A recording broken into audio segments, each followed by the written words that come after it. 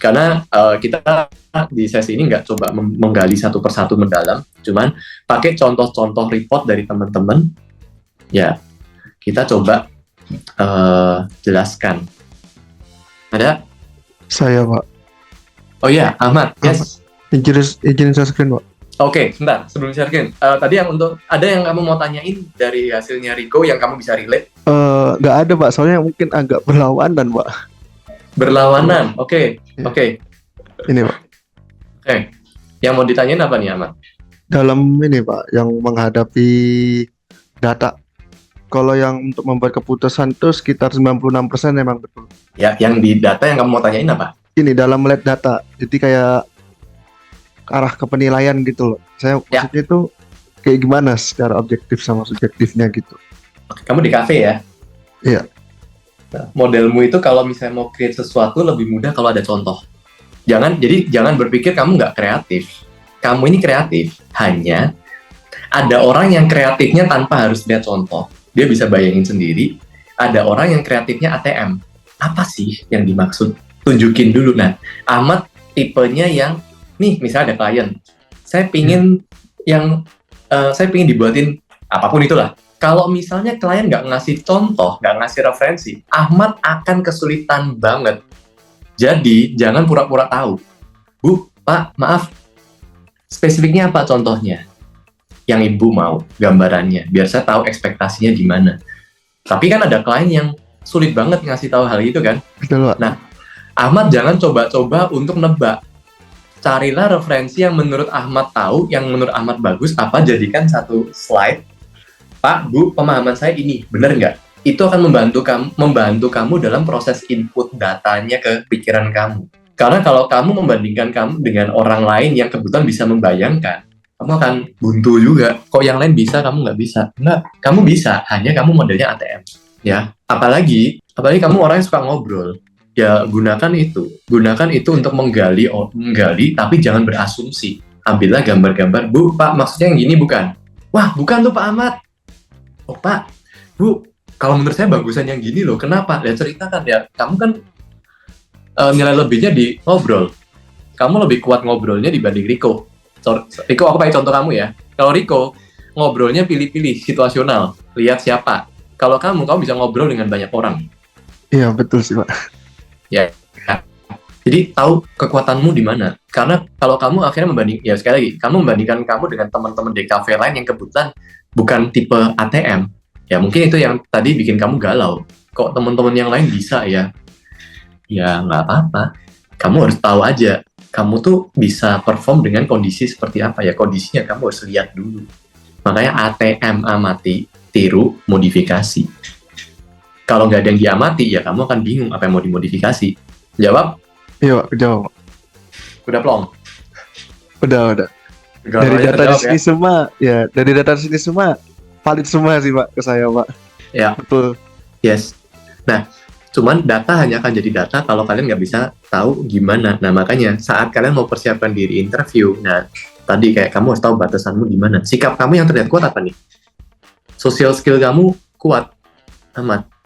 Cuman nanti kita kalau di Kevin masih banyak ya kayak untuk melihat kesopanan, melihat etika, ya itu nanti harus dilihat di yang lain-lain, di report yang lain. Di sini saya nggak bisa komen dulu, nih ngobrolnya oke, tapi sopan nggaknya kita belum tahu, ya. Yeah. Cuman ketika dilihat, ya bidang yang kamu pun misalnya, loh ini DKV kok nggak muncul? Sekali lagi, ya ini kan 3 dari 20 yang kuat. Mungkin yang berhubungan dengan desain ada di yang ke 5, 7, 8.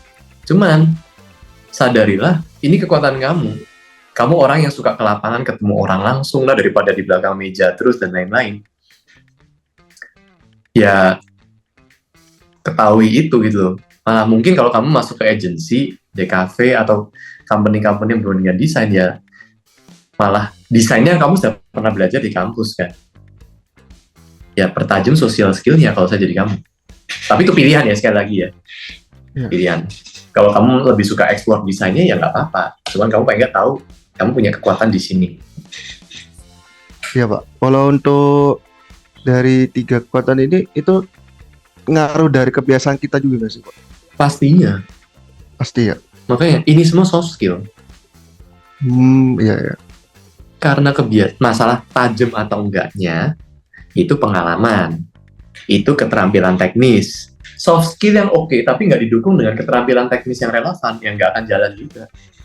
Jam terbang, pengalaman. Ya, pengalaman satu cara ya dengan menambah jam terbang, magang dulu kek, freelance dulu kek. Baik yang formal atau informal, ya itu satu-satunya cara untuk nambah jam terbang. Yang mau tanyain di bagian ini, nilainya berapa nih? Nggak ada sih. Kalau ini sih ya 95 lah, Pak. Agak pelit sedikit nih kayaknya ya. Nggak, soalnya kan dulu saya juga pernah magang sebagai resepsionis, Pak, sama customer service gitu. Gitu. Tuh. Itu malah ya bidang itu malah mengasah kekuatan kamu. Iya. Yang ada yang mau nanya hasilnya Ahmad?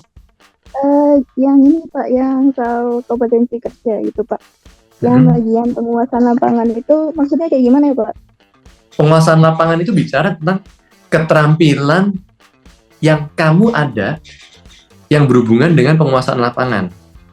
Turun ke lapangan, bukan di belakang meja, ketemu orang, ke daerah pedalaman, keluar kota, traveling.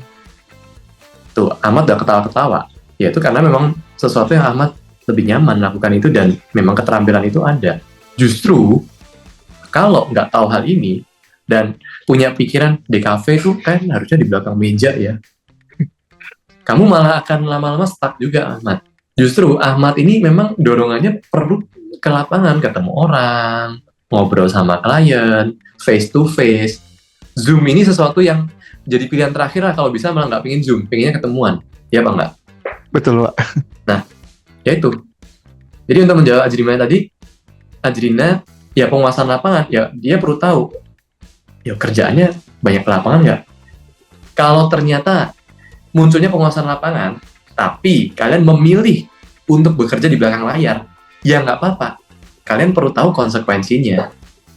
Cara ngatasinya gimana? Biasanya, kayak Ahmad nih, kalau akhirnya kerja di belakang layar, di belakang meja, atau di dalam kantor atau ruangan yang tertutup, dikit-dikit akan ada aja alasan untuk ngambil minum lah, jalan kemana lah, atau pokoknya pengen lihat orang gitu loh. Bener ya? Relate sih, Pak. Relate, Pak. Nah, justru kalau misalnya itu tidak disampaikan ke tempat kerja, nanti dipikirnya ini kerja dikit-dikit jalan, terus kenapa sih? Karena Ahmad ditempatkan di pekerjaan yang nature-nya nggak pas untuk Ahmad. Dikit-dikit keluar jadinya. Nah, kalau memang dari awal kalian sudah tahu kekuatan kalian di mana, kelemahan kalian di mana, ya tanyakan dulu, Pak, bidang ini bakal banyak ketemu orang nggak? Karena saya nyaman untuk ke lapangan. Dan saat Ahmad melamar kerja, langsung aja tanya, Pak, Bu, saya kebetulan lebih, walaupun saya di kafe, tapi saya juga ada tendensi saya lebih nyaman untuk ketemu orang, ke lapangan, dan lain-lain. Boleh nggak? Kalau saya ada kesempatan untuk di sini, saya juga ada pekerjaan yang paling nggak berhubungan dengan ketemu orang. Paling nggak HRD juga akan ngerasa impress karena, oh kamu ngerti diri kamu sendiri ya. Coba cerita contohnya apa? Nah, kamu bisa ngomong, ya Bu, Bapak, kalau saya ke kerjaannya terlalu ini, atau saya bisa ada kesempatan ketemu orang tuh, refresh, recharge. Karena Pak, itu memberikan saya banyak ide. Sekali lagi, kamu objektif, kamu harus mengamati. Kamu bukan tipe membayangkan, kamu perlu mengamati. Satu caranya ya dengan ke lapangan. Menjawab, Ajrina? Iya Pak. Jawab ya? Iya. Oke.